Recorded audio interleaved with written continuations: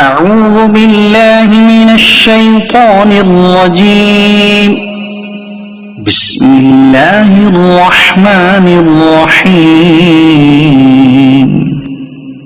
الحمد لله الذي أنزل على عبده الكتاب ولم يجعل له عوجا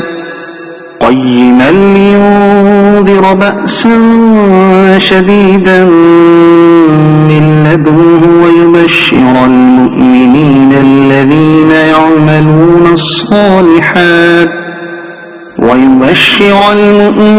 الذين يعملون الصالحات أن لهم أجرا حسنا ماكثين فيه أبدا وينذر الذين قالوا اتخذ الله ولدا ما لهم به من علم ولا لآبائهم كبرت كلمة تخرج من أفواههم إن يقولون إلا كذبا فلعلك باخع نفسك على آثارهم إن لم يؤمنوا بهذا الحديث أسفا إنا جعلنا ما على الأرض زينة لها لنبلوهم أيهم أحسن عملا وإنا لجاعلون ما عليها صعيدا جرزا أم حسبت أن أصحاب الكهف والرقيم كانوا من آياتنا عجبا إذ أوى الفتية إلى الكهف فقالوا ربنا آتنا من لدنك رحمة وهيئ لنا من أمرنا رشدا فضربنا على آذانهم في الكهف سنين عددا ثم بعثناهم لنعلم أي الحزبين أحصى لما لبثوا أمدا نحن نقص عليك نبأهم بالحق إنهم فتية آمنوا بربهم وزدناهم هدى وربطنا على قلوبهم إذ قاموا فقالوا ربنا رب السماوات والأرض لن ندعو من دونه إلها لقد قلنا إذا شططا هؤلاء قومنا اتخذوا من دونه آلهة لولا يأتون عليهم بسلطان بين فمن أظلم ممن افترى على الله كذبا وإذ اعتزلتموهم وما يعبدون إلا الله فأووا إلى الكهف ينشر لكم ربكم من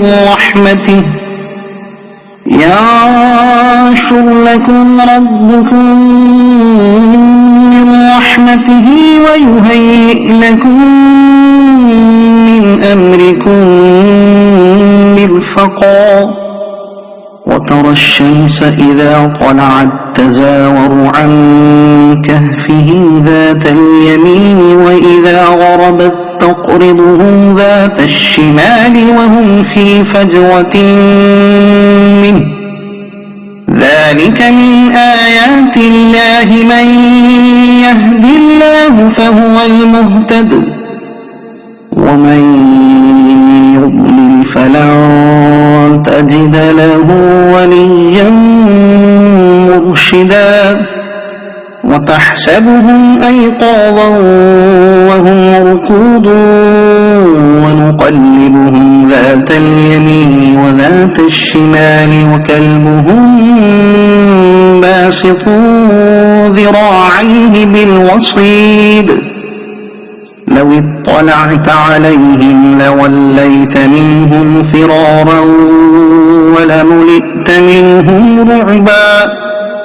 وكذلك بعثناهم ليتساءلوا بينهم قال قائل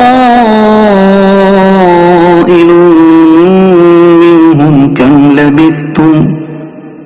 قالوا لبثنا يوما أو بعض يوم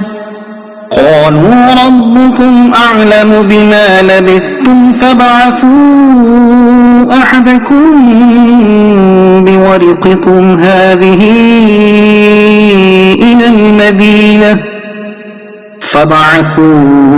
أحدكم بورقكم هذه إلى المدينة فلينظر أيها أزكى طعاما فليأتكم برزق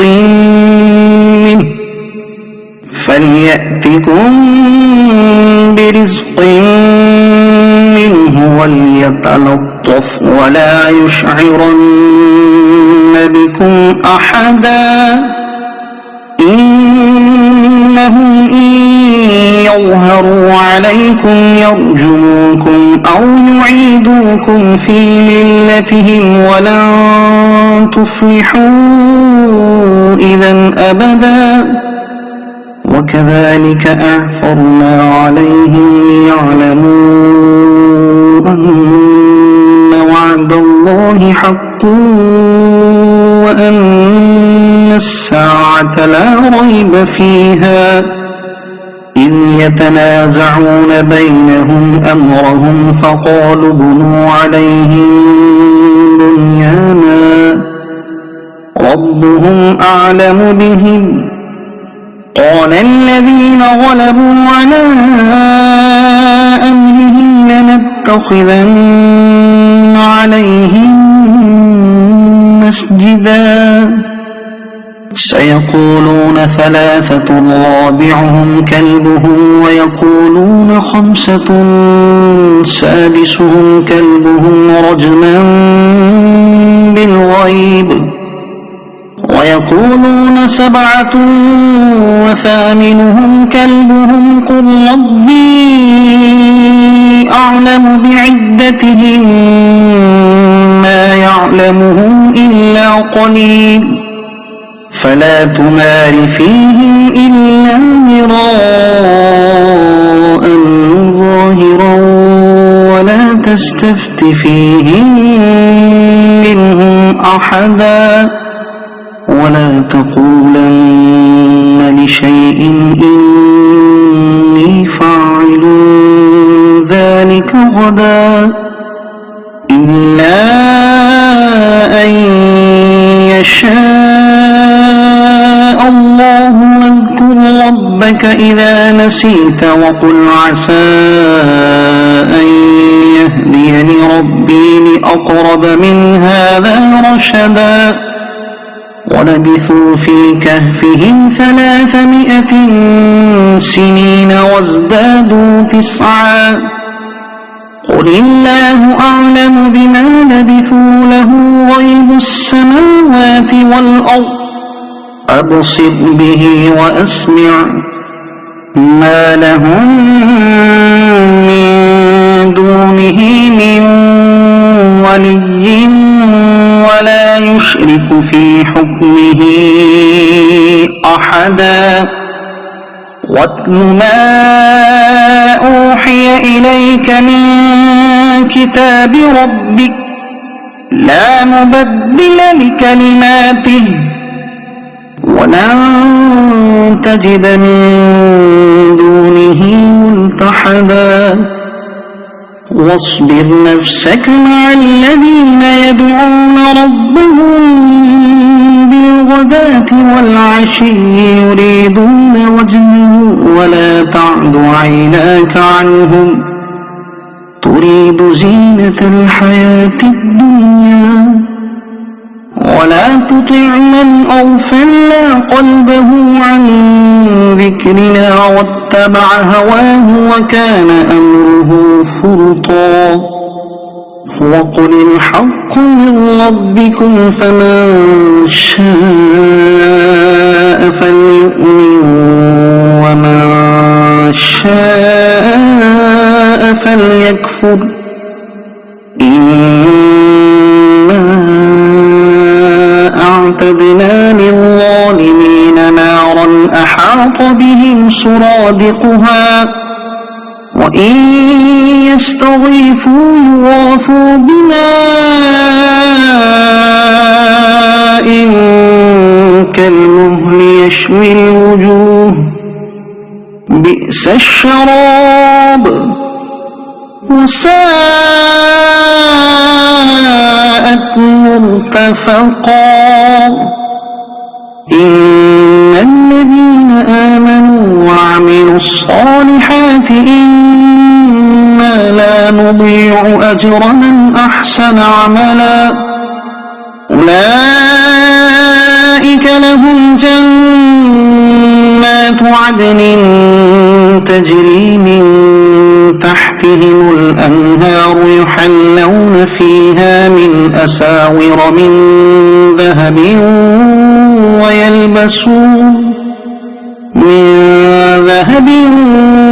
ويلبسون ثيابا خضرا من سندس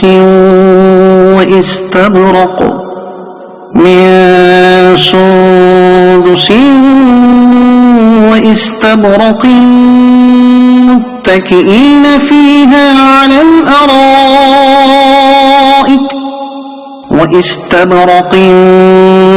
متكئين فيها على الأرائك نعم الثواب وحسنت مرتفقا واضرب لهم مثل الرجلين جعلنا لأحدهما جنتين من أعناب وحففناهما بنخل وجعلنا بينهما زرعا كلتا الجنتين آتت أكلها ولم تظلم منه شيئا وفجرنا خلالهما نهرا وكان له ثمر فقال لصاحبه وهو يحاوره أنا أكثر منك مالا وأعز نفرا ودخل جنته وهو ظالم لنفسه قال ما أظن أن تبيد هذه أبدا وما أظن الساعة قائمة ولئن رددت إلى ربي لأجدن خيرا منها منقلبا قال له صاحبه وهو يحاوره أكفرت بالذي خلقك من تراب ثم من نطفة ثم سواك رجلا لكن هو الله ربي ولا أشرك بربي أحدا ولولا إذ دخلت جنتك قلت ما شاء الله لا قوة إلا بالله إن ترني أنا أقل منك مالا وولدا فعسى ربي أن يؤتيني خيرا من جنتك ويرسل عليها حسبانا من السماء فتصبح صعيدا زلقا أو يصبح ماء غورا فلن تستطيع له طلبا وأحيط بثمره فأصبح يقلب كفيه على ما أنفق فيها وهي خاوية على عروشها ويقول يا ليتني لم أشرك بربي أحدا ولم تكن له فئة ينصرونه من دون الله وما كان منتصرا هنالك الولاية لله الحق هو خير ثوابا وخير عقبا واضرب لهم مثل الحياة الدنيا كماء أنزلناه من السماء فاختلط به نبات الأرض فأصبح هشيما تذروه الرياح وكان الله على كل شيء مقتدرا المال والبنون زينة الحياة الدنيا والباقيات الصالحات خير عند ربك ثوابا وخير أملا ويوم نسير الجبال وترى الأرض بارزة وحشرناهم فلم نغادر منهم أحدا وعرضوا على ربك صفا لقد جئتمونا كما خلقناكم أول مرة بل زعمتم أن لن نجعل لكم موعدا ووضع الكتاب فترى المجرمين مشفقين مما فيه ويقولون يا ويلتنا ما لهذا الكتاب لا يغادر صغيرة ولا كبيرة إلا أحصاها ووجدوا ما عملوا حاضرا ولا يظلم ربك أحدا وإذ قلنا للملائكة اسجدوا لآدم فسجدوا إلا إبليس كان من الجن ففسق عن أمر ربه أفتتخذونه وذريته أولياء من دوني وهم لكم عدو بئس للظالمين بدلا ما أشهدتهم خلق السماوات والأرض ولا خلق أنفسهم وما كنت متخذ المضلين عضدا ويوم يقول نادوا شركائي الذين زعمتم فدعوهم فلم يستجيبوا لهم وجعلنا بينهم موبقا ورأى المجرمون النار فظنوا أنهم واقعوها ولم يجدوا عنها مصرفا ولقد صرفنا في هذا القرآن للناس من كل مثل وكان الإنسان أكثر شيء جدلا وما منع الناس أن يؤمنوا إذ جاءهم الهدى ويستغفروا ربهم إلا أن تأتيهم سنة الأولين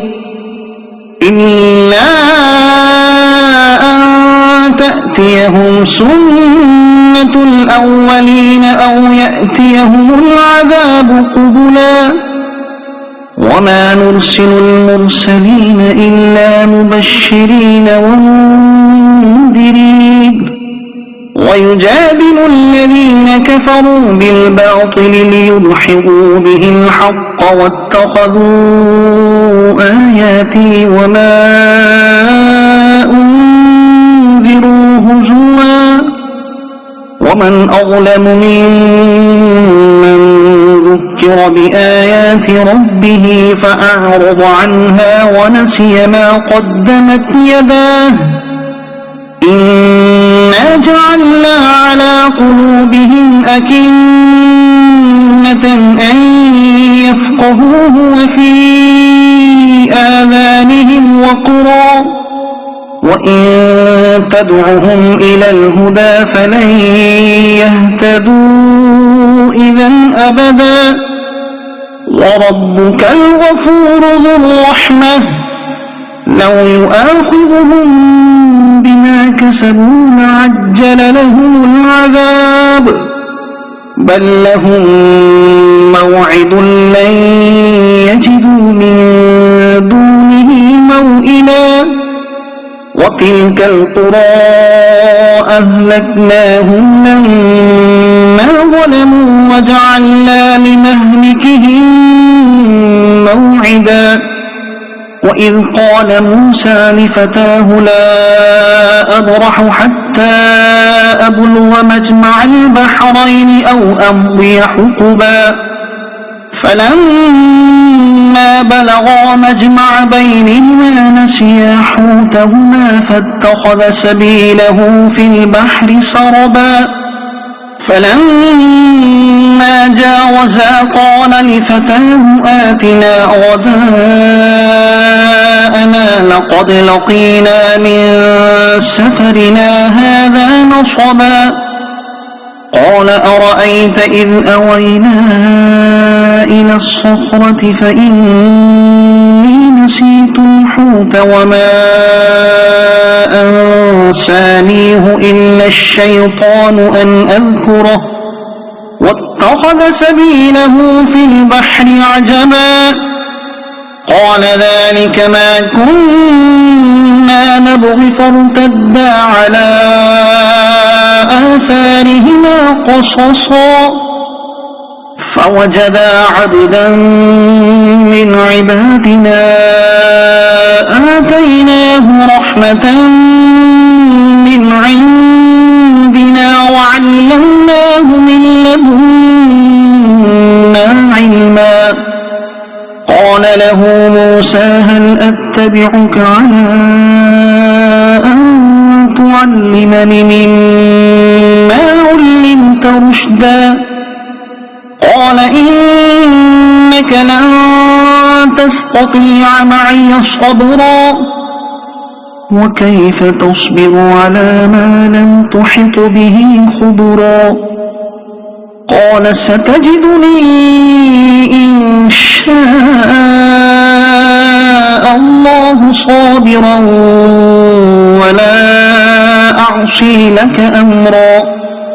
قال فإن اتبعتني فلا تسألني عن شيء حتى أحدث لك منه ذكرا فانطلقا حتى إذا ركبا في السفينة خرقها قال أخرقتها لتغرق أهلها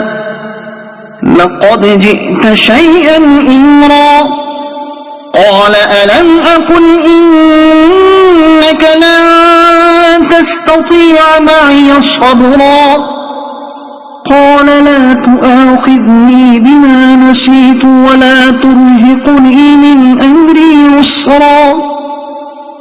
فانطلقا حتى إذا لقيا غلاما فقتله قال أقتلت نفسا زكية بغير نفس لقد جئت شيئا نكرا قال قال ألم أقل لك إنك لن تستطيع معي صبرا قال إن سألتك عن شيء بعدها فلا تصاحبني قد بلغت من لدني عذرا فانطلقا حتى إذا أتيا أهل قرية استطعما أهلها فأبوا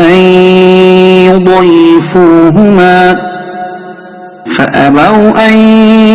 يضيفوهما فوجدا فيها جدارا يريد أن ينقض فأقامه قال لو شئت لاتخذت عليه أجرا قال هذا فراق بيني وبينك سأنبئك بتأويل ما لم تستطع عليه صبرا أما السفينة فكانت لمساكين يعملون في البحر فأردت أن أعيبها وكان وراءهم ملك يأخذ كل سفينة غصبا وأما الغلام فكان أبواه مؤمنين فخشينا أن يرهقهما طغيانا وكفرا فأردنا أن يبدلهما ربهما خيرا منه زكاة وأقرب رحما وأما الجدار فكان لغلامين يتيمين في المدينة وكان تحته كنز لهما وكان أبوهما صالحا فأراد ربك أن يبلغا أشدهما ويستخرجا كنزهما رحمة من ربك وما فعلته عن أمري ذلك تأويل ما لم تستطع عليه صبرا ويسألونك عن ذي القرنين قل سأتلو عليكم منه ذكرا إنا مكنا له في الأرض وآتيناه من كل شيء سببا فأتبع سببا إنا مكنا له في الأرض وآتيناه من كل شيء سببا فأتبع سببا حتى إذا بلغ مغرب الشمس وجدها تغرب في عين حمئة ووجد عندها قوما قلنا يا ذا القرنين إما أن تعذب وإما أن تتخذ فيهم حسنا قال أما من ظلم فسوف نعذبه ثم يرد إلى ربه فيعذبه عذابا نكرا وأما من آمن وعمل صالحا فله جزاء الحسنى وسنقول له من أمرنا يسرا ثم أتبع سببا حتى إذا بلغ مطلع الشمس وجدها تطلع على قوم لم نجعل لهم من دونها سترا كذلك وقد أحطنا بما لديه خبرا ثم أتبع سببا حتى إذا بلغ بين السدين وجد من دونهما قوما لا يكادون يفقهون قولا قالوا يا ذا القرنين إن يأجوج ومأجوج مفسدون في الأرض فهل نجعل لك خرجا على أن تجعل بيننا وبينهم سدا قال ما مكني فيه ربي خير فأعينوني بقوة أجعل بينكم وبينهم ردما آتوني زبر الحديد حتى إذا ساوى بين الصدفين قال انفخوا حتى إذا جعله نارا قال آتوني أفرغ عليه قطرا فما استطاعوا أن يظهروه وما استطاعوا له نقبا قال هذا رحمة من ربي فإذا جاء وعد ربي جعله دكاء وكان وعد ربي حقا وتركنا بعضهم يومئذ يموج في بعض ونفخ في الصور فجمعناهم جمعا وعرضنا جهنم يومئذ للكافرين عرضا الذين كانت أعينهم في غطاء عن ذكري وكانوا لا يستطيعون سمعا أفحسب الذين كفروا أن يتخذوا عبادي من دوني أولياء إنا أعتدنا جهنم للكافرين نزلا قل هل ننبئكم بالأخسرين أعمالا الذين ضل سعيهم في الحياة الدنيا وهم يحسبون أنهم يحسنون صنعا أولئك الذين كفروا بآيات ربهم ولقائه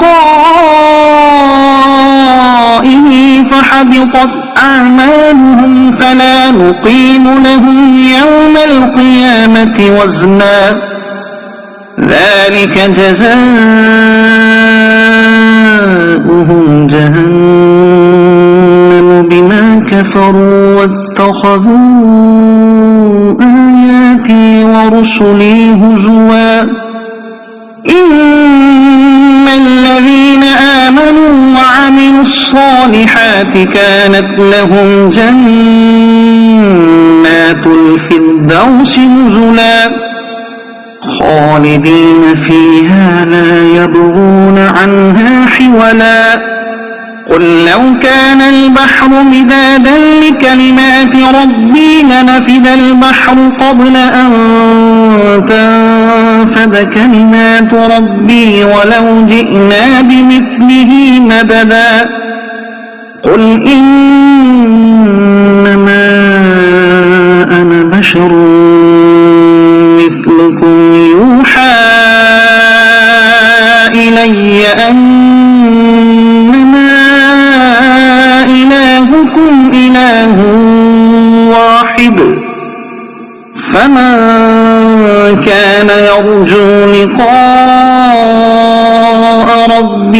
فليعمل عملا